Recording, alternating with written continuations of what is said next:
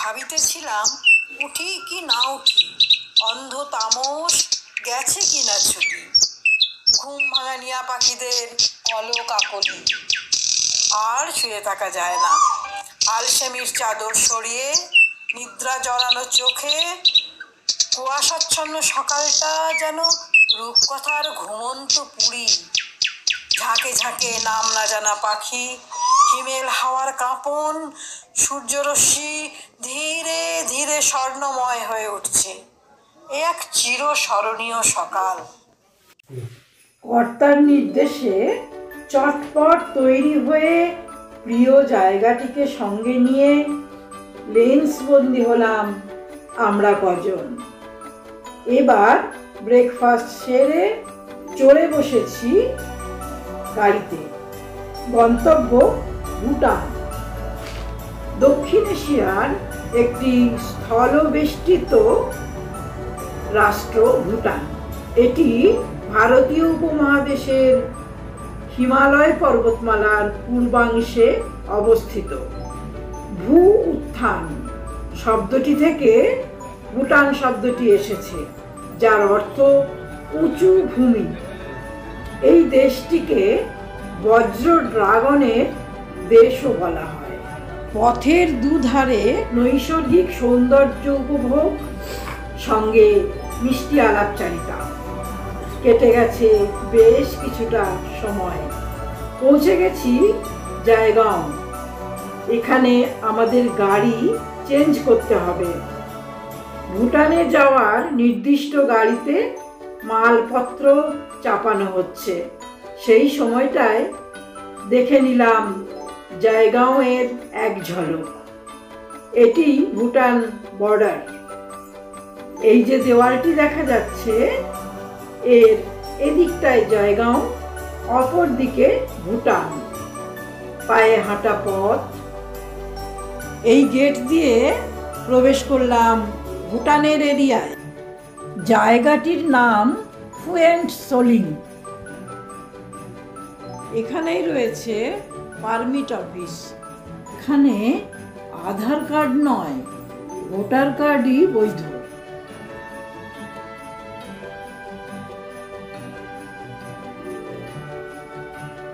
ভুটানে আসার জন্য পাসপোর্ট জরুরি নয়।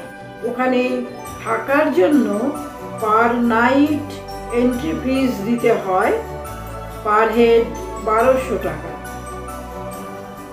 এখানে আমাদের আইডেন্টিটি কার্ড চেকিং চলছে।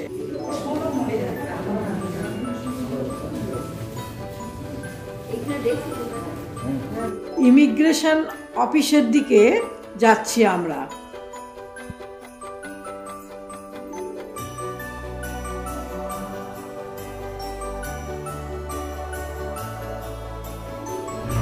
এটাই ইমিগ্রেশন অফিস।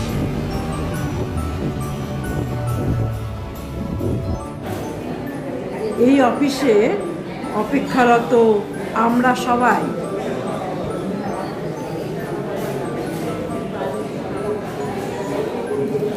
সকলের কাজ করতে একটু সময় লাগলো।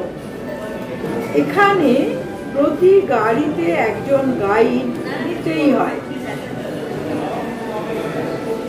এবার মানি রিসিপ্ট ও ছাড়পত্র ফেরায়। আমাদের উত্তরীয় পরিয়ে বরণ করা হলো।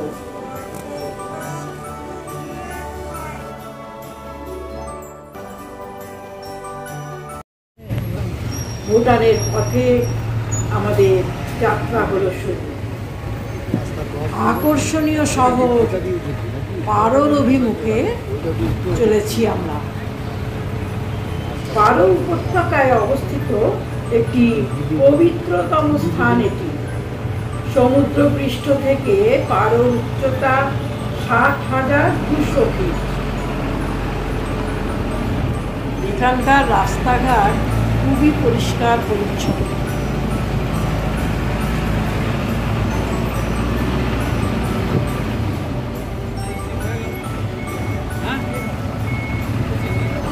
ঝাঁ চকচকে রাস্তা বরাবর ছুটে চলেছে গাড়ি, কিন্তু হর্নের কোনো আওয়াজ পাইনি।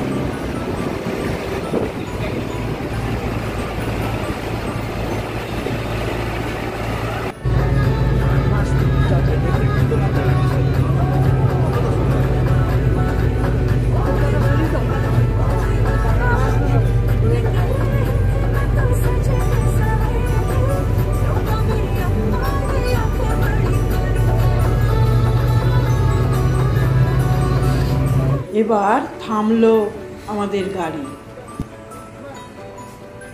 পাহাড়ের কোলে নিবিড় নির্জনতায় সুন্দর সাজানো গোছানো ছোট্ট Lahamu restaurant and bar. Pulao, chilli chicken আর স্যালাড দিয়ে লাঞ্চ সারলাম।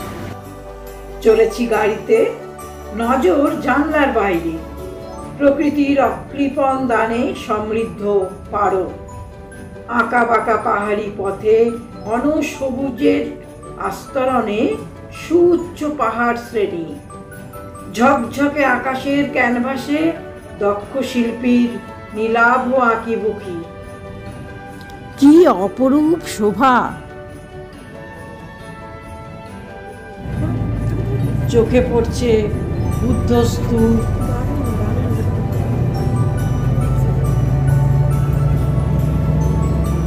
একই প্যাটার্নের সুন্দর সুন্দর বাড়ি।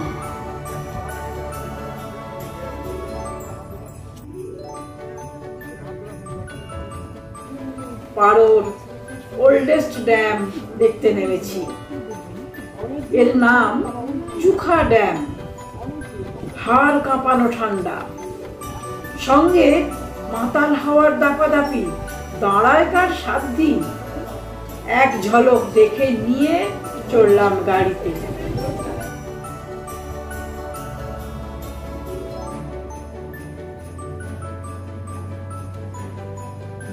একটু যেতেই চোখে পড়ল ঝর্ণা। বিশাল জলধারা বুকে নিয়ে ঝরঝর ঝরছে পাহাড়ের গা বেয়ে। পারো সিটিতে যখন পৌঁছালাম তখন পশ্চিম আকাশ আবিরে রাঙিয়ে সারাদিনের কর্মক্লান্ত রবি মামা ঢলে পড়েছে পাহাড়ের গায়ে। বৈদ্যুতিক আলোয় আরো বেশি গ্ল্যামারাস পারো সুন্দরী। পেঞ্চু বুটিক হোটেলে পৌঁছতেই ডাইনিং হলে বসিয়ে মিষ্টি হাসিতে ওয়েলকাম টি দিয়ে আমাদের অভ্যর্থনা জানালেন পরিচারিকা বৃন্দ। কনকনে ঠান্ডায় না চাইতেই গরম গরম 1 কাপ মশালা টি। ওয়াও, জমে গেল ব্যাপারটা। এরপর সাজানো রুমটি দেখে পথের ক্লান্তি একেবারে গায়েব। ফ্রেশ হয়ে ডিনার সেরে নিদ্রা দেবীর কোলে আশ্রয় নিলাম। 27 নভেম্বর। পারোর সাইট সিন দেখবো আজ। অত্যধিক আগ্রহে ঘুম ভাঙল বেশ ভোরে। আলসেমির চাদরখানা সরিয়ে চটপট ফ্রেশ হয়ে আমরা তৈরি। ব্রেকফাস্ট সেরে সকাল 8:30টায় দুটি গাড়িতে আমরা সবাই রওনা দিয়েছি টাইগার্স নেস্ট মোনাস্ট্রির দিকে।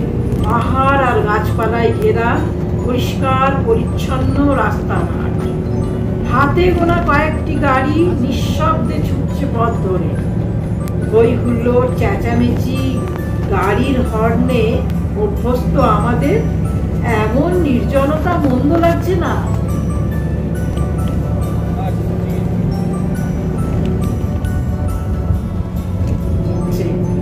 জানলার বাইরে থেকে চোখ ফেরাতে পারছি না।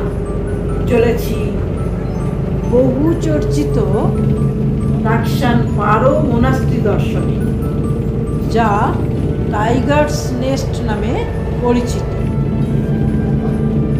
ভুটানের সেকেন্ড ভিউ পয়েন্ট এটি।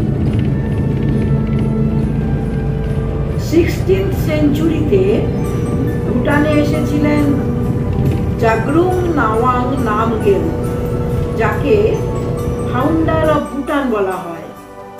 তিনি এই হিলে মোনাস্ট্রি করতে চেয়েছিলেন, কিন্তু সফল হননি। 1692 সালে তার সেক্রেটারি গেশি তেনজিং রাবি এই মোনাস্ট্রি তৈরি করান।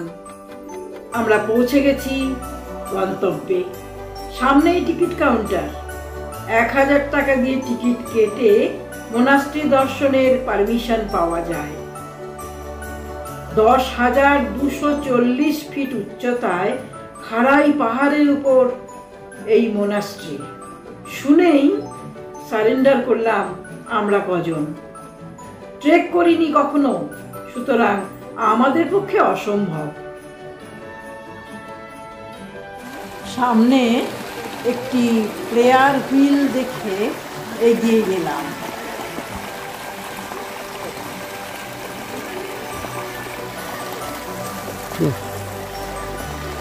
আরো একটু ওপরের দিকে মস্ত চাতাল, সেখানে সারি সারি ঘোড়া দণ্ডায়মান। কথিত আছে গুরু পদ্মসম্ভবা এই মোনাস্ট্রিতে এসেছিলেন বাঘিনীর পিঠে চড়ে। আমাদের জন্য অবশ্য ঘোড়া আছে, তবে অনেক উঁচুতে টাকসান ক্যাফেটেরিয়া পর্যন্ত ঘোড়া পৌঁছে দিতে পারে। তারপরেও 3 কিলোমিটার চড়াই উতরাই পথ পায়ে হাঁটা ছাড়া উপায় নেই। সুতরাং এসব শুনে এখানেই আড্ডায় ফটোশুটে কাটিয়ে দিলাম বেশ কিছুটা সময়। ততক্ষণে আমাদের কয়েকজন উৎসাহী সফর সঙ্গী লাঠি হাতে রওনা দিয়েছেন মোনাস্ট্রি দর্শনে। কিছুক্ষণ গাছগাছালির আলিঙ্গনে হেমন্তের মিঠে রোদ গায়ে মেখে ফিরলাম আমাদের বর্তমান ঠিকানায়। তখন আমাদের ভুরি ভোজের আয়োজনে আরো আকর্ষণীয় হয়ে উঠেছে ডাইনিং হল। থরে থরে সাজানো রয়েছে নানা রকমের ভেজ নন ভেজ আইটেম, সঙ্গে মিষ্টি মেয়েদের মার্জিত ব্যবহার। তৃপ্তি সহকারে লাঞ্চ সারলাম।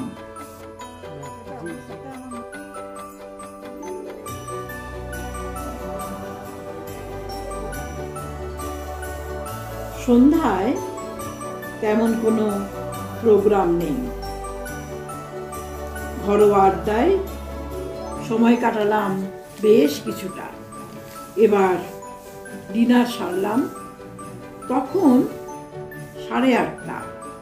তবে পাহাড়ি অঞ্চলে রাত নেমেছে।